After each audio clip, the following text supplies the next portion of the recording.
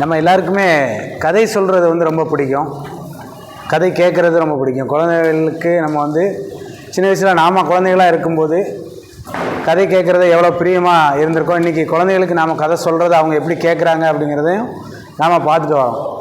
நாம் கதை சொல்கிறத காட்டிலும் ஒரு பொம்மை வந்து கதை சொல்லிச்சா எப்படி இருக்கும் அப்படின்னா அவங்களுக்கு குழந்தைகளுக்கு வந்து இன்னும் பெரிய ஆர்வத்தை கொடுக்கும். இந்த பொம்மலாட்ட கலை வந்து எப்படி தோன்றுறது, எப்படிலாம் வளர்ச்சி அடைஞ்சிருக்கு, இதனுடைய வகைகள்லாம் என்னென்ன இருக்குது, இதற்கான இந்த பொம்மலாட்டத்துக்கான ஒரு அமைப்பாக எதெல்லாம் செயல்படுது அப்படிங்கிற பற்றிலாம் நம்ம இந்த சிற்றூர்களில் பார்க்கலாம்.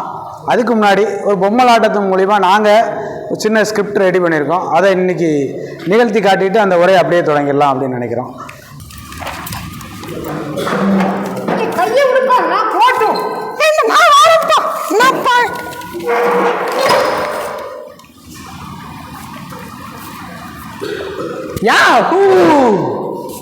சக்தியனே, சக்தியனே, அரே சக்தியனே, என்னப்பா என்ன எங்க இருக்கீங்க? இந்த கீழே பாரு. எங்க தெரியல எனக்கு கண்ணுக்கு. கீழே இருக்கேன்ப்பா. எங்க? ஓ இந்த இருக்கீங்களா? இங்க பாருங்கண்ணா, எவ்வளவு கூட்டம் வந்திருக்கு. என்ன விஷயம்? என்னப்பா ஞாயிற்றுக்கிழமை காலங்காத்தால தூங்குறவனை எழுப்பி கூட்டம் வந்திருக்கு, என்னன்னு கேட்டா இங்க முன்னாடி பாருங்க, வீட்டுக்கு முன்னாடி எவ்வளவு கூட்டம்னு. ஆமா, இவ்வளவு பேர் வந்திருக்காங்க. எதுக்கு வந்திருக்காங்கப்பா? தெரியல. அப்படியா?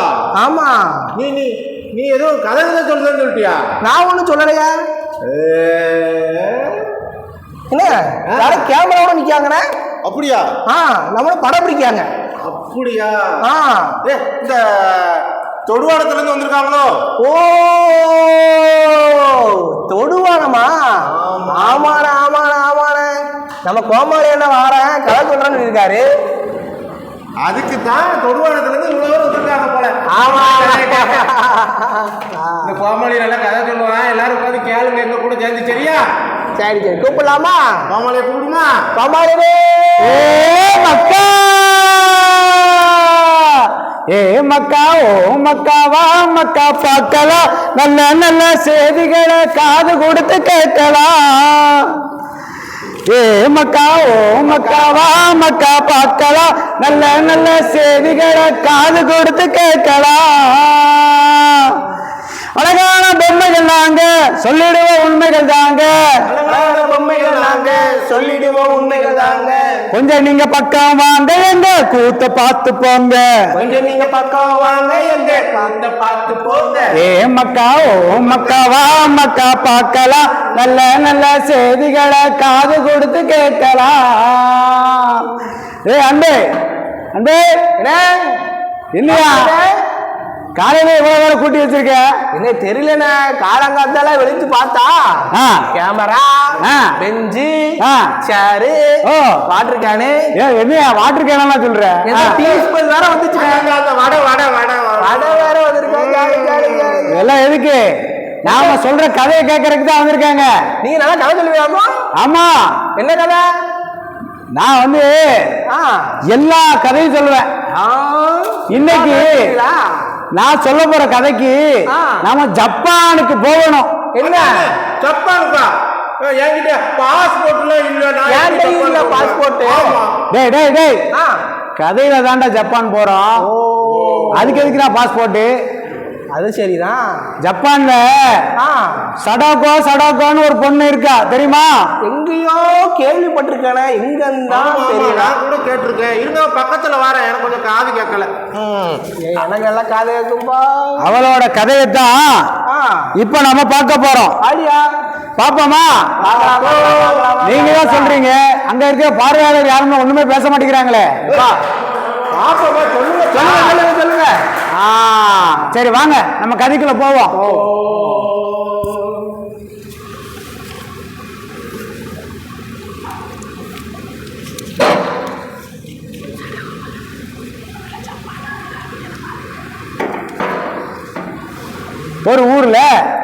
ஒரு ஊர்லயா ஜப்பான் தெரியுமா உங்களுக்கு எல்லாருக்கும்? என்ன யாருமே பேச மாட்டேங்கிறாங்க. ஜப்பான் தெரியுமா தெரியாதா? எங்க போய் பார்க்க போறீங்க? மேப்பில் தான் பார்த்துருக்கீங்களா? சரி சரி சரி. ஜப்பான்ல சடோகான்னு ஒரு குட்டி பாப்பா இருந்தாலாம். சடவா இல்ல, அவர் பேரு சடோகா சசாக்கி. அந்த பாப்பா இப்ப நம்ம கதைக்குள்ள வர்றா பாருங்க.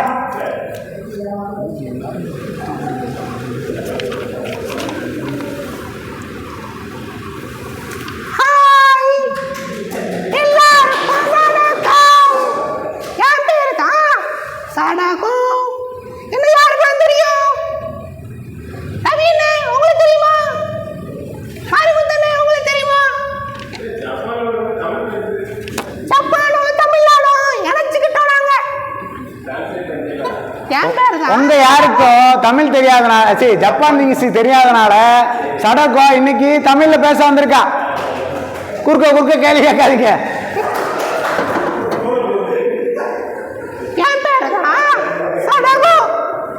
ஒரு நாள் ஸ்கூல்ல விளையாண்டுக்கிட்டு இருந்தானா, திடீர்னு அப்படியே தலை சுத்துச்சு, கண்ணு ஃபுல்லா அப்படியே மப்பிடுச்சு. திடீர்னு பார்த்தா அப்படியே மயக்கம் போட்டு விழுந்துட்டேன். திடீர்னு முடிச்சு பார்த்தா ஹாஸ்பிட்டல் இருக்கேன். எங்க அப்பா அங்க யார்கிட்டையும் குசுன்னு பேசிக்கிட்டு இருந்தாரு. எங்க அம்மா இங்க ஒரே அழுக. திடீர்னு என் ஃப்ரெண்டு வந்தான். சடகம் உனக்கு புற்றுநோயா அப்படின்னா. புற்றுநோயா? அதை யாராலையும் குணப்படுத்த முடியாதுன்னா. எனக்கு ஒரே சோகமாயிட்டு திடீர்னு எங்கள் அம்மா வந்துச்சு. அம்மா எனக்கு புற்றுநோயம்மா அப்படின்னு. இல்லைம்மா வெறும் காய்ச்சல் தான் அப்படின்னு சொன்னாங்க. எனக்கு எப்படி புற்றுநோய் வந்துச்சுன்னு உங்களுக்கு தெரியுமா? அண்ணா உங்களுக்கு தெரியுமா எனக்கு எப்படி புற்றுநோய் வந்துச்சுன்னு? இப்போ கோமாளி என்ன சொல்லுவார்? சடாக்காவுக்கு எப்படி புற்றுநோய் வந்துச்சு தெரியுமா? இந்த ஜப்பான் நாட்டை அடக்கிறதுக்காக அமெரிக்கா வந்து லிட்டில் பாய் ஃபேட்மேன் அப்படிங்கிற ஒரு 2 குண்டுகளை வந்து ஹீரோஷிமா நாகசாகி அப்படிங்கிற ஊர்களில் வந்து போட்டு அந்த மொத்த ஊரையுமே அழிச்சது. இந்த குண்டுகளால ஏற்பட்ட கதிர்வீச்சினால அங்கே உள்ள எல்லா வளமும் அழிஞ்சது. அதனால நிறைய பேருக்கு புற்றுநோய்களும் வந்தது.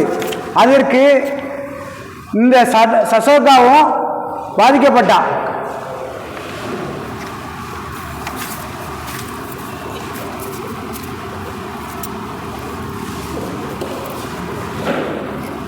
எல்லாரும் கேட்டீங்களா எனக்கு எப்படி புற்றுநோய் வந்துச்சுன்னு?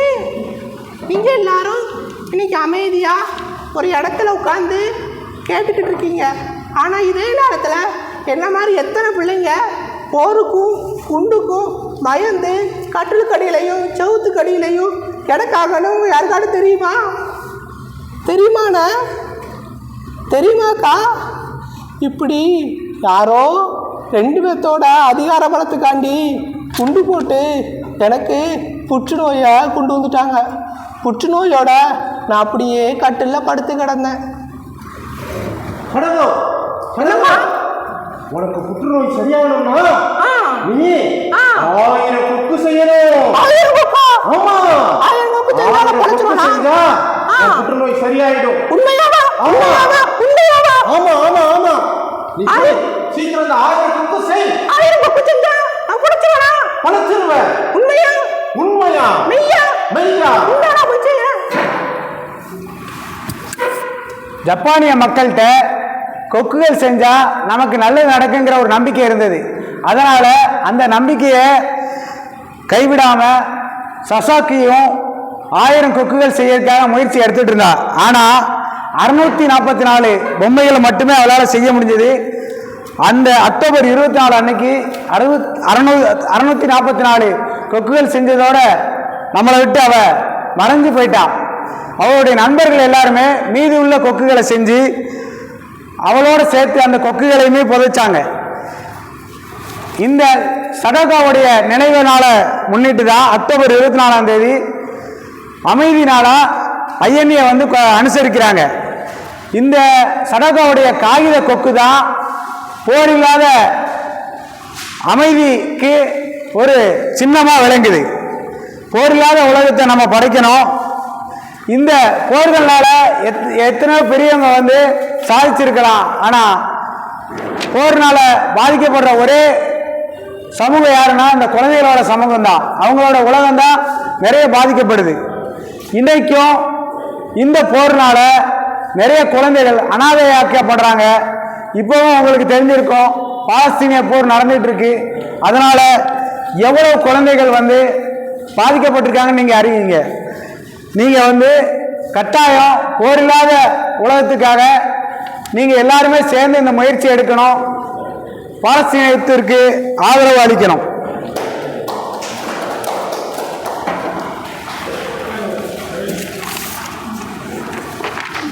உன்னை நம்பி இருக்குது இந்நாடு, ஏ குழந்தைகளே உன்னை நம்பி இருக்குது இந்நாடு, உன்னை நம்பி இருக்குது இந்நாடு, ஏ குழந்தைகளே உன்னை நம்பி இருக்குது இந்நாடு. சாதி மத பேதமும் வேண்டாம், மனிதனாக மாறிடவாங்க. சாதி மத பேதமும் வேண்டாம், மனிதனாக மாறிடவாங்க.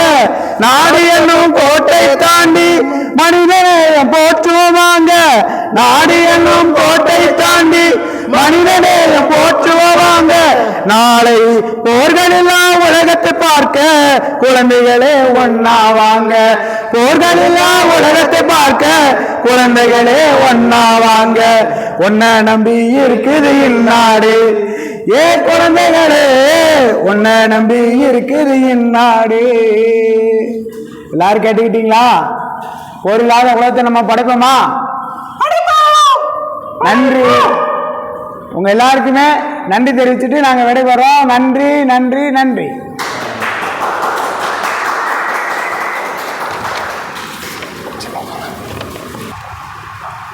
சரி, இவ்வளோ நேரம் நீங்கள் இந்த பார்த்துருப்பீங்க இல்லையா, பொம்மலாட்டத்தின் மூலிமா நம்ம என்னென்னலாம் மக்களுக்கு கொண்டு போய் சேர்க்க முடியும் அப்படிங்கிறத நீங்கள் பார்த்துருப்பீங்க. இதுக்கு உதவியாக இருந்த தோழர் சைமன் கவிஞரும் கூட. இவர் வந்து ஒரு வீதி நாடக கலைஞராக இருக்கார். இந்த நாடகத்தில் இவருடைய பங்களிப்பு இருந்துச்சு, அவருக்கு நன்றி.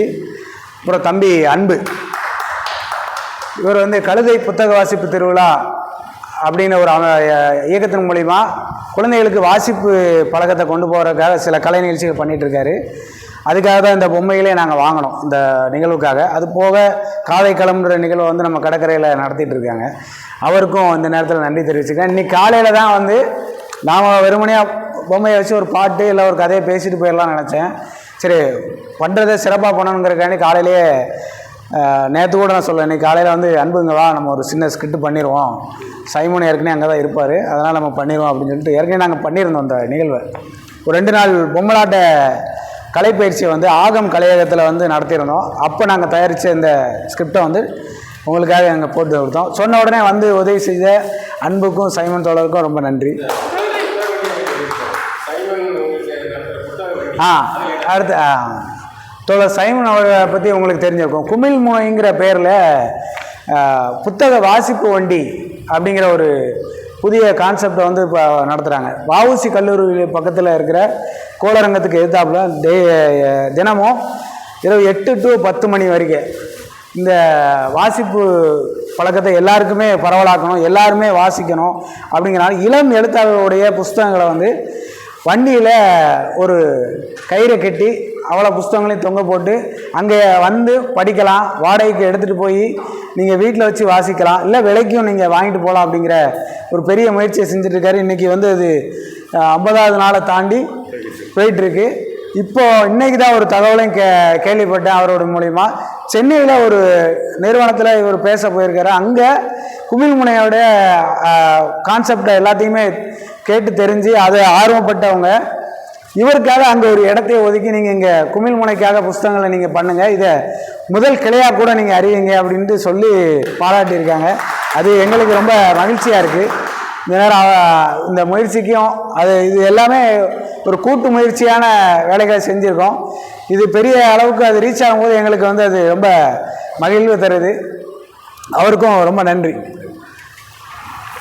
சரி, இந்த பொம்மலாட்ட கலை நான் வந்து ஒரு வீதி நாடக கலைஞராக என்னுடைய வாழ்வை தொடங்கி 22 ஆண்டுகள் ஆகிட்டு இருக்குன்னு நினைக்கிறேன். ஏன்னா 2002 ஒரு தொண்டு நிறுவனத்தில் நான் ஒரு வீதி நாடக பயிற்சிக்கு போய் அங்கேருந்து வீதி நாடகங்கள் வந்து எல்லா தெருக்கள்லேயும் போய் நடிச்சிருக்கிறேன். எல்லா ஊர்கள்லேயும் போய் நிறைய கலைப்பயணமாக போய் வீதி நாடகங்கள் பண்ணேன். இந்த நாடகத்தின் மூலிமா நாடகத்துக்காக சில கலைகளை கற்றுக்கிட்டேன். அதில் ஒயிலாட்டம், பறையாட்டம், களியலாட்டம், இப்படிப்பட்ட கிராமிய கலைகளும் அந்த நாடகத்துக்கு தேவைப்பட்டதுனால அதை கற்றுக்கிட்டேன். அந்த கிராமிய நாட்டுப்புற கலைகளில் சிறந்த கலைஞராக கலை வளர்மணி விருதை வந்து 2016ஆம் ஆண்டில் கலை பண்பாட்டுத்துறை வந்து எனக்கு கொடுத்தது.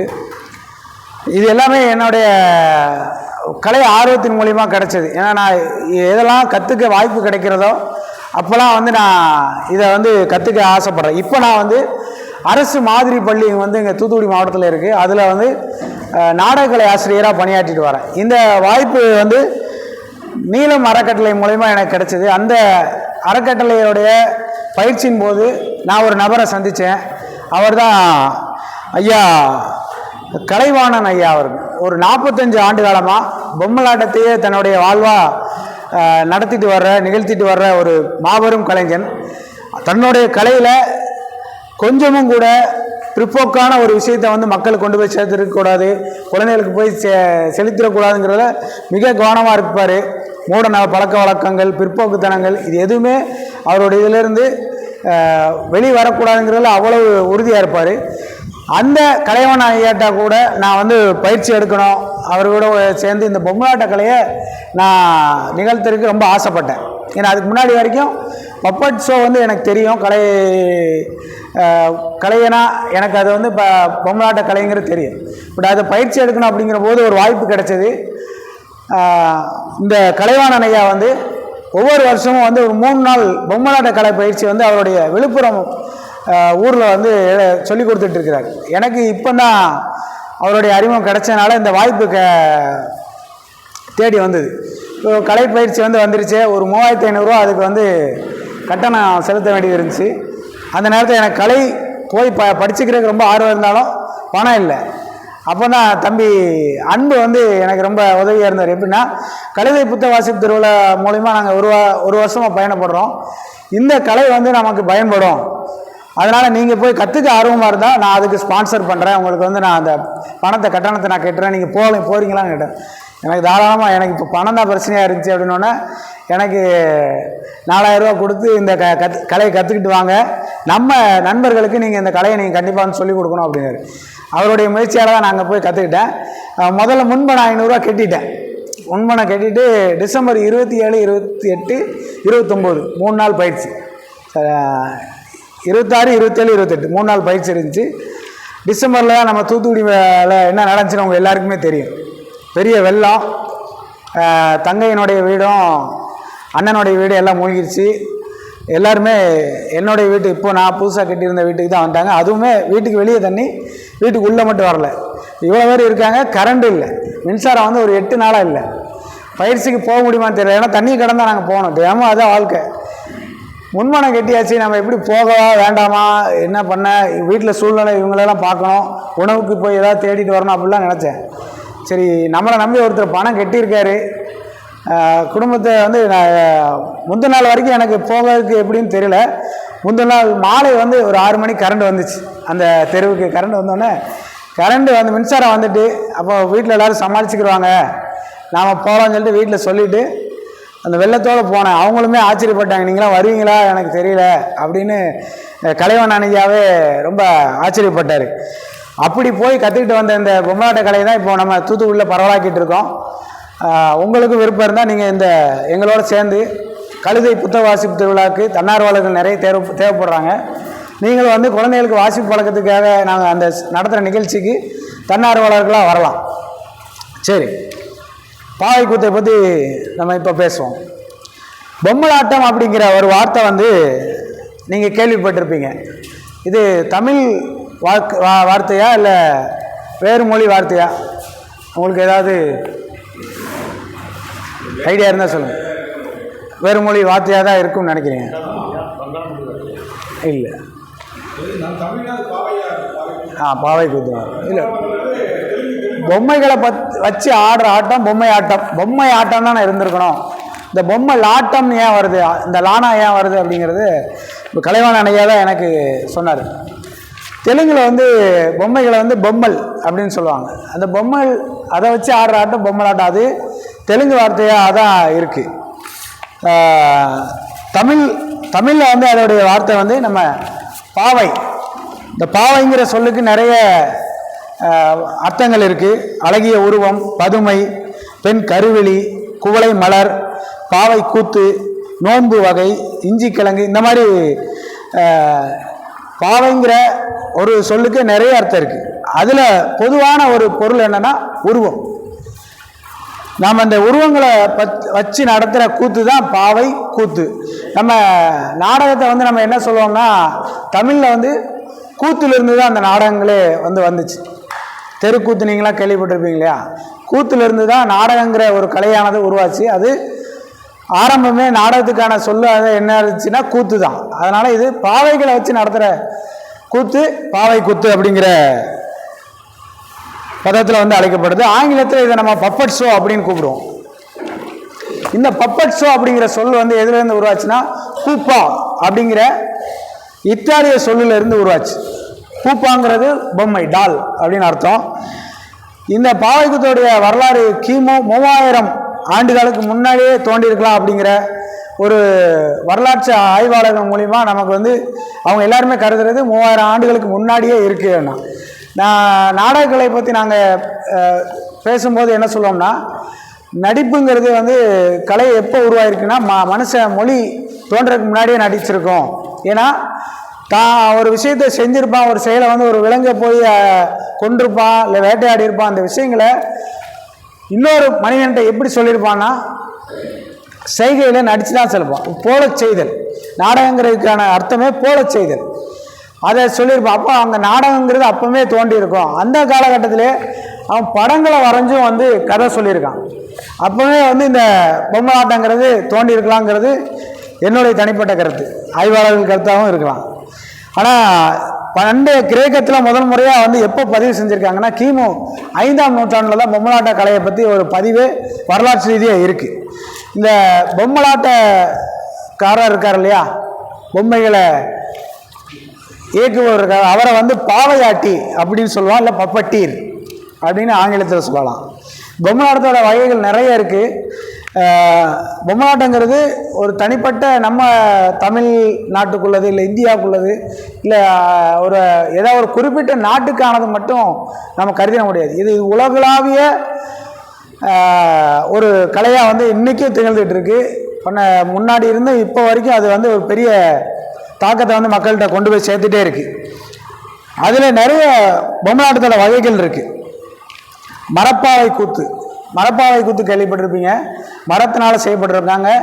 இது வந்து நம்ம தமிழ்நாட்டில் வந்து இது கல்யாண முருங்கை கேள்விப்பட்டிருப்பீங்களா? கல்யாண முருங்கை அந்த மரத்தில் தான் அந்த பொம்மையில் செய்வாங்க. அது வெயிட்லெஸ்ஸாக இருக்கும், ஆனால் உறுதியாக இருக்கும். அந்த மரத்தில் செய்வாங்க. நூல் பாவை கூத்து, நூல் பாவை கூத்து நீங்கள் நிறைய பார்த்துருப்பீங்க. நூல்களில் தொங்க விடப்பட்ட பொம்மைகளை ஆட்டி வைப்பாங்க. அது படங்கள்லேயும் நிறைய வந்திருக்கு. இந்தியன் படத்தில் சுகன்யா அவங்க பொம்மலாட்ட கலைஞராக தான் தன்னை அந்த கதாபாத்திரமாக வடி வச்சுருப்பாங்க. அப்புறம் கைப்பாவை கூத்து, கைப்பாவைனா கையிலே வச்சுருப்பாங்க. கம்பி பாவை கூத்து கேள்விப்பட்டிருப்பீங்களா? கம்பி பாவை கூத்து வந்து இப்போ நூல் பாவை கூத்து கீழே இருக்கும். பொம்மலாட்டத்தோடைய அந்த அரங்கு எப்படி இருக்கும்னா, சில இடங்களில் பொம்மை கீழே இருக்கும், நமக்கு கீழே இருக்கும். நூல் பாவை கூத்துலாம் கீழே ஆட்டுவோம். மரப்பாவை கூத்து, கைப்பாவை கூத்துலாம் கையிலேயே வச்சுட்டு மிடில் இருக்கும். கம்பி பாவை கூத்து ராடு பப்பட்ஸ் என்ன ஆகும்னா மேலே வச்சு மூவ் பண்ணுவாங்க. இது ஃபுல்லாமே நம்ம தலைக்கு மேலே இருக்கும், ஒரு ஆட்டுவிப்பரோட தலைக்கு மேலே இருக்கும். அப்புறம் கம்பி பாவை கூத்து, தோற்பாவை கூத்து கேள்விப்பட்டிருப்போம். நம்மளுடைய தமிழகத்தில் அது நிறைய நடந்துட்டு இருக்கும். மாட்டு வண்டியிலேயே ஒவ்வொரு ஊராக வந்து ஒரு 10 நாள் 15 நாள் தங்கி நிறைய புராண கதைகளை வந்து நடத்துவாங்க. அதில் உங்களுக்கு பிடிச்ச கதாபாத்திரம் ஒன்று இருக்கும்.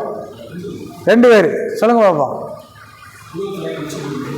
உழுவத்தலையும் உச்சி குடுமி. அது இன்னைக்கு நம்ம அந்த 90s கிட்ஸ் எல்லாருக்குமே மறந்துருக்கவே மாட்டாங்க. ஏன்னா அந்த ஒரு 2 பேரை சொன்னால் போதும், அந்த நாடகத்துடைய அந்த பொம்மை தோல்பாவை கூத்துடைய பிரதான நபர்களாக அவங்க 2 பேர் தான் இருப்பாங்க. அந்த கதையை வழிநடத்தி போகிறது நகைச்சுவையாக நம்ம மனசில் என்றைக்கும் பதிஞ்சிருக்கிற ஒரே கதாபாத்திரம் அந்த 2 கதாபாத்திரம் தான்.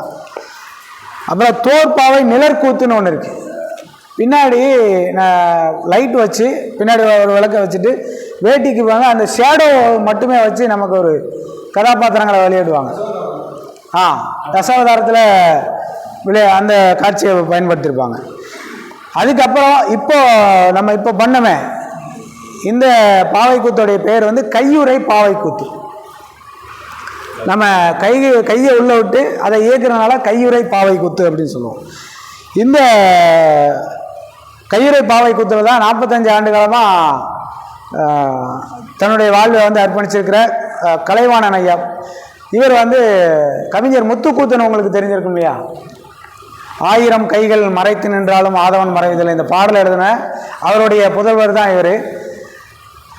பள்ளியை வந்து சின்ன வயசுலேயே பள்ளியை வந்து நிறுத்திட்டு இந்த கலை ஆர்வத்தில் சின்னதாக அவருடைய முயற்சியில் தான் பொம்மைகளை செஞ்சு வகுப்பறையிலே அவர் வந்து இந்த காகிதத்துலலாம் பொம்மை செஞ்சு ஆட்டு வச்சுட்டு அந்த விளையாட்டுலாம் பண்ணிகிட்டு இருப்பார்.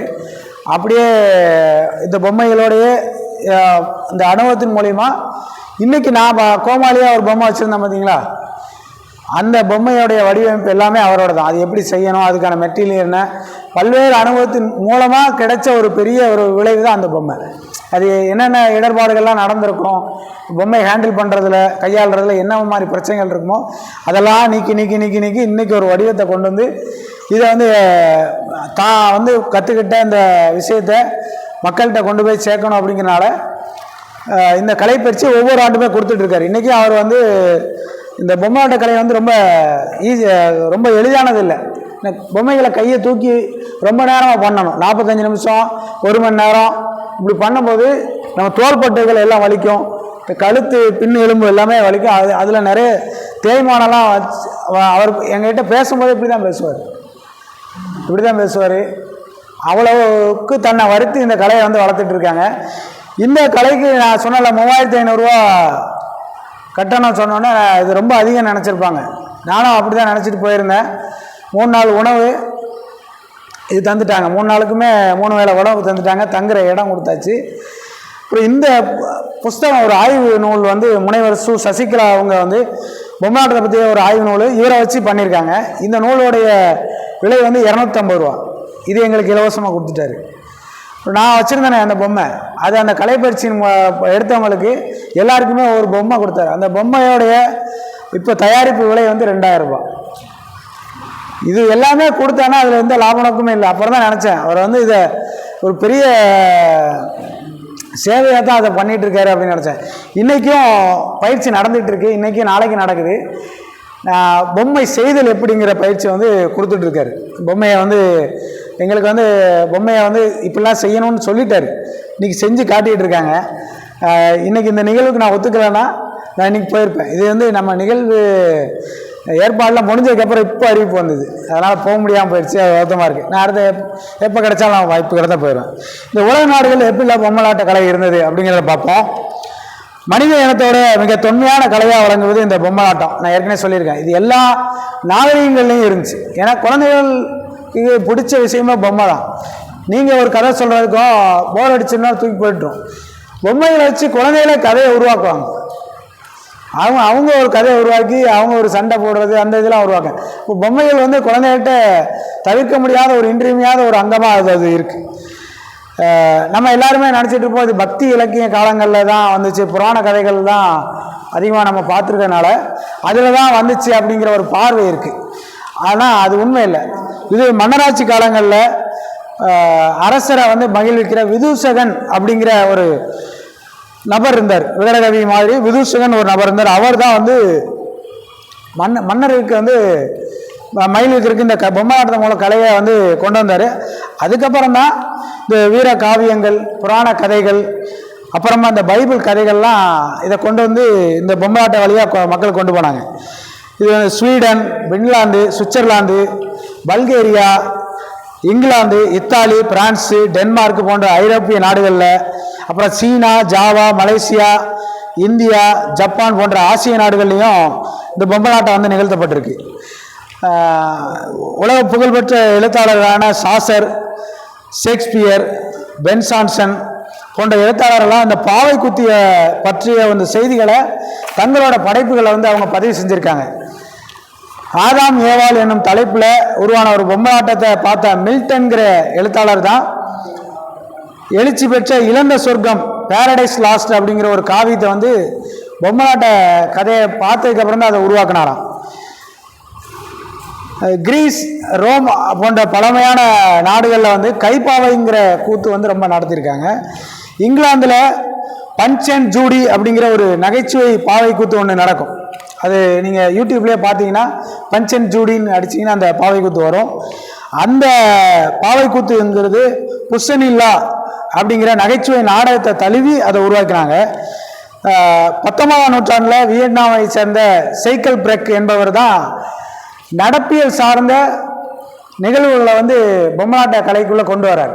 அவர் தான் அதுக்கு முன்னாடி வரைக்கும் வேறு ஏதோ புனைவு கதைகளை, புராண கதைகளை, இந்த மாதிரி நகைச்சுவைகளாக கொண்டு வந்துட்டு இருந்தாங்க.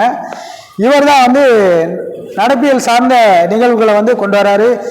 இவர் வந்து இந்த பப்பட் மூலிமா நிறைய ட்ரிக்ஸ்லாம் பண்ணியிருக்காரு.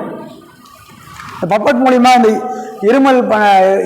இருமுறது, எச்சி துப்புறது, மூச்சு திணறது, இந்த டெக்னிக்லாம் வந்து பப்பட்டில் பண்ணியிருக்காரு. இவரும் கலைவாணன் ஐயாவும் ஒரு நிகழ்வை சொன்னார். புகைப்பிடித்தலை பற்றி நம்ம விழிப்புணர்வு பண்ணணும், அப்போ புகைப்பிடிக்கிற மாதிரி ஒரு பொம்மையை பண்ணணும் அப்படின்னும் போது அவர் அதுக்கான முயற்சி எடுத்தார். ஏன் பண்ண முடியாது, பண்ணுவோம் அப்படின்ட்டு இது ஒரு லைட்டு வச்சு அதுக்கான வயரெல்லாம் வச்சு இந்த கைக்கும் வாய்க்கும் ஒரு கயிறை கட்டி அதை எடுத்து பக்கத்தில் வைக்கும்போது இந்த லைட்டை போடுவார். லைட் போட்டோன்னா அந்த சிகரெட் கங்கு லைட்டு வரும். பின்னாடி வந்து ஸ்மோக் எஃபெக்ட் இந்த வாயில் வந்து பிளாடர் மூலிமா ஸ்மோக்கை வந்து கொடுத்தாரு. இந்த மாதிரி நிறைய டெக்னிக்கை மக்களுக்கு கொண்டு போய் சேர்க்கும் போது அவங்க ரொம்ப எப்படி இதெல்லாம் செய்யும் அப்படின்னு இன்னும் கொஞ்சம் ஆர்வமாக அதில் கவனம் செலுத்துவாங்க. ஃப்ரான்ஸில் வந்து அரசியல் நையாண்டி நாடகங்களை வந்து அதிகமாக நடத்தியிருக்காங்க.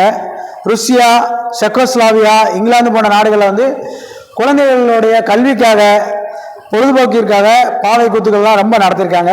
இந்த பாவை கூத்து அரங்கங்கள் உலகம் ஃபுல்லாக நிறைய இருக்குது. பல ஐரோப்பிய நாடுகளில் வந்து சிறந்த தொழில்நுட்பங்களோட தங்களுக்கே உரிய பண்பாட்டில் பாவை கூத்தோடைய அரங்கங்களை உருவாக்கியிருக்காங்க. இப்போ நீங்கள் இங்கே பார்த்தீங்கல்ல, இது டெம்பரவரியாக நாங்களே ஒரு பைப்பை வச்சு நாங்கள் உருவாக்குனது இந்த அரங்கை வந்து பார்த்துருப்பீங்க. இதே மாதிரி பல்வேறு நாடுகளில் வேறு வேறு மாதிரிலாம் வச்சுருக்கேன். ஜெர்மனியிலாம் ஒரு அரங்கு இருக்குது. ஜெர்மனியில் வந்து பல அரங்கு இருக்குது. 1986 30வது சர்வதேச பொம்மலாட்ட கலை விழாவில் வந்து பல நாடுகள் வந்து அந்த ஜெர்மனி நாட்டில் வந்து கலந்துக்கிறாங்க. தமிழ்நாட்டோட சார்பாக பேராசிரியர் ரவிச்சந்திரன் தலைமையில் ஸ்ரீ கணநாதர் பொம்மை நாடக சபா அப்படிங்கிற குழு வந்து மாணிக்க வாசகம் அவருடைய குழு தான் அது ஜெர்மனிக்கு போகிறாங்க. அவர் போய் எனக்கு இந்த மாதிரி ஸ்டேஜ் இந்த உயரம் வேணும் அப்படின்னா அதுக்கு ஒரு பட்டன் அமுக்குறாங்களாம்.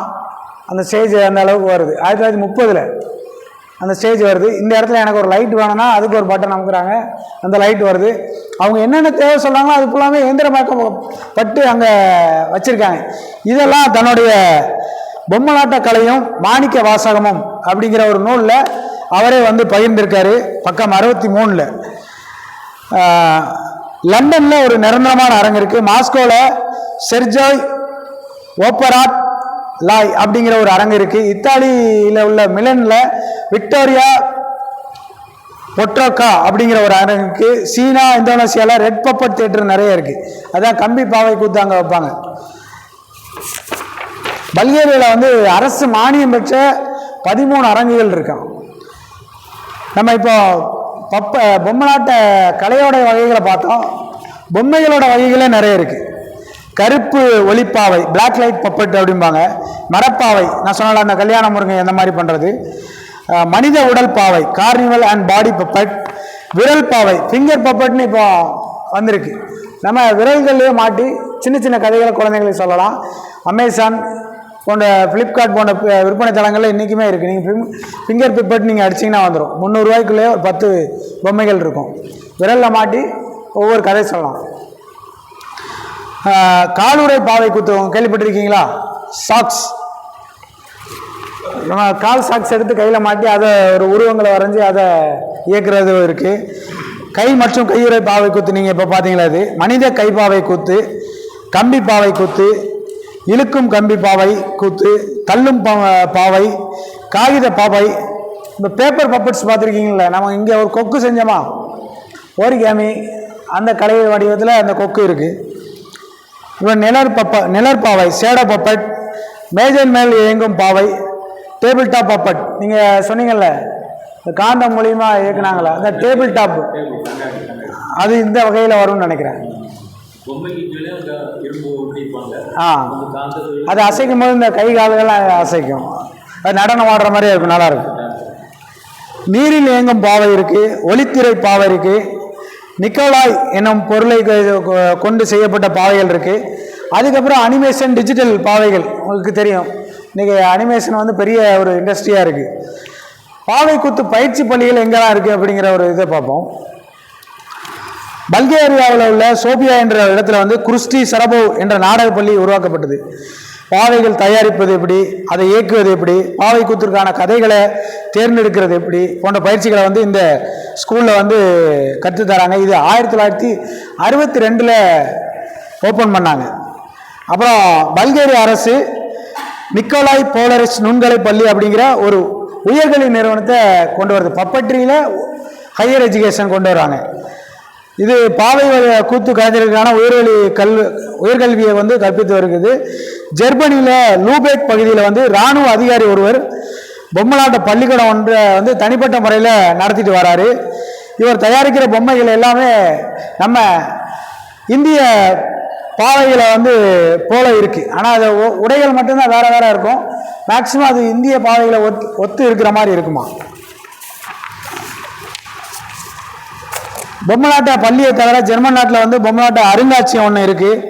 இங்கே உலகின் பல்வேறு பகுதிகளில் பயன்படுத்தப்படுற பொம்மைகள் எல்லாமே வந்து மக்களின் பார்வைக்கு வந்து வச்சிருக்கிறாங்க. இந்தியாவுடைய பாவைகளும் இதில் இருக்குது. வள்ளி திருமணம் என்ற பாவை கூத்திற்கு பயன்படுத்தப்பட்ட பாவைகளை வந்து யார், நம்ம மாணிக்க வாசகம் இருக்கார் இல்லையா, நான் சொன்னல, அவர்கிட்ட இருந்து வாங்கி அந்த அருங்காட்சியகத்தில் வந்து வச்சிட்டு இருக்காங்க. இது போக பொம்மலாட்ட கலை விழாக்கள் வந்து நிறைய நடந்துகிட்டே இருக்குது. 1945 செக்கோஸ்லாவியாவில் வந்து பாவை கூத்து கலை தொடர்பான முதல் திரைப்படம் உருவாக்கி தயாரிக்கிறாங்க. 2வது படம் போலந்து வந்து உருவாக்குது. 1948 மாஸ்கோ புரஸ்காரில் வந்து உலகின் முதல் சர்வதேச பாவை குத்து விழா நடத்துகிறாங்க. இந்த பாவை குத்து விழாவில் தான் எல்லா நாட்டினரும் உள்ள பாவை குத்து கலைஞர்களும் போய் பப்பட் ஷோ நடத்துகிறாங்க. இப்போ இன்னும் நிறைய சர்வதேச விழாக்கள்லாம் நடக்கு. உலக பொம்மலாட்ட தினம், அதை பற்றி நம்ம பார்ப்போம். யுனிமா அப்படிங்கிற அமைப்பு வந்து பொம்மலாட்டத்துக்கான ஒரு அங்கீகாரம் பெற்ற அமைப்பாக இருக்குது. அது வந்து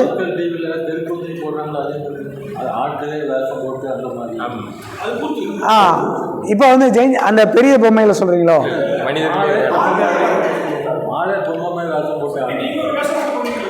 ஆமாம் ஆமாம் ஆமாம், அது கூத்து, அது தெருக்கூத்து. ஆமாம், அவங்களுடைய சேனல் தான் கொஞ்சம் அது தெருக்கூத்தை நிறைய கொண்டு போகிறாங்க. யூனியன் இன்டர்நேஷ்னல் டீலே மேரியனட் அப்படிங்கிற இன்டர்நேஷ்னல் பப்பட்ரி அசோசியேஷன் வந்து 1929 பராகுவே அப்படிங்கிற ஒரு இடத்துல தான் பராகுவேல இருக்குது. ஸ்பெயின் நாட்டில் உள்ள பார்சிலோனா என்ற இடத்துல 2007 மார்ச் 21ஆம் நாள் உலக பொம்மலாட்ட தினமானது கொண்டாட வேணும் அப்படிங்கிறத வலியுறுத்துகிறாங்க. இது ஆஸ்திரேலியா வந்து 2008 வந்து அனுசரிக்குது. அதுக்கப்புறம் இன்னைக்கு வரைக்கும் உலக பொம்மலாட்ட தினம் வந்து மார்ச் 21 வந்து கொண்டாடிட்டு இருக்காங்க. நம்ம இந்தியாவில் ஒவ்வொரு மாநிலங்களையும் ஒவ்வொரு வகையான பெயர்களில் பொம்மலாட்டத்தை வந்து கூப்பிட்டு இருக்காங்க. ஆந்திர பிரதேசில் வந்து தோலு பொம்மலாட்டா அல்லது கொய்யா பொம்மலாட்டா அப்படின்னு வந்து பேரில் அழைக்கப்படுறாங்க. அஸ்ஸாமில் வந்து புதல் நாச் அப்படிங்கிற பேரில் அழைக்கப்படுது. பீகாரில் பூரி, அப்புறம் கர்நாடகாவில் கொம்பையேட்டா தோகலு அப்படிங்கிற பேரில் வந்து பொம்மலாட்டத்தை வந்து அழைச்சிட்டு வராங்க. கேரளாவில் வந்து தோல் பாபா கூத்து அப்படிங்கிற பேரில் தான் அதை அழைக்கிறாங்க. கேரளாவில் மகாராஷ்டிராவில் வந்து கலாசுத்ரி பகுல்யா சில பெயர்கள் எனக்கு வர மாட்டேங்குது. இந்த மாதிரி பெயரில் வந்து நம்ம ஒவ்வொரு மாநிலத்திலையுமே வந்து பொம்மலாட்டத்தை வந்து கொண்டு போகிறாங்க. இந்த பொம்மலாட்டம் வந்து ஆரம்ப காலகட்டத்தில் என்னவோ சில புராண கதைகளை சொல்கிறதுக்காகவும் இந்த குழந்தைகளுக்காக இல்லாமல் பெரியவங்களுக்காக நிறைய நன்னெறி கதைகளை சொல்கிறதுக்காக மட்டுமே இருந்துச்சு. இன்றைக்கி வந்து அது பொதுநல சிந்தனைக்கு எப்படி எல்லாம் போச்சுங்கிறது நிறைய இருக்குது. இன்றைக்கி வந்து அதன் மூலிமா நிறைய தமிழ்நாடு அரசுமே அதை பயன்படுத்தியிருக்கு. எப்படின்னா HIV AIDS அது தொடர்பான விழிப்புணர்வு வந்து இது மூலியம் கொடுத்துருக்கு. குழந்தை தொழிலாளர் முறையை ஒழிக்கிறதுக்கான விழிப்புணர்வை கொடுக்குது. மகளிர் உரிமைகளை பற்றி பேசுது. என்னென்ன அரசு சார்ந்த ஒரு விழிப்புணர்வை கொடுக்கணுமோ அதுபோல்லாமல் இந்த பொம்மலாட்டம் நிகழ்வு மூலிமா தோழர் கலைவாணன் அவர்கள் அவருடைய குழுவும் இன்னும் சில குழுக்கள்லாம் குறிப்பிட்டு பொம்மலாட்டத்தின் மூலிமா இந்த விழிப்புணர்வு கலைகளை வந்து கொண்டு போகிறாங்க. இப்படி நிறைய பொதுநல சிந்தனைகள் வரணுங்கிறதா எங்களை போன்ற கலைஞர்களுடைய பெரிய ஒரு ஆவலாக இருக்குது. அது தொடர்ந்து இங்கே தூத்துக்குடியிலையும் நம்ம கொண்டு வந்து சேர்ப்போம். நேரம் கருதி இந்த சிற்றுரையை சீக்கிரம் முடிக்கிறேன். ரொம்ப நன்றி. வாய்ப்புக்கு நன்றி கூறி விடைபெறுகிறேன். நன்றி, வணக்கம்.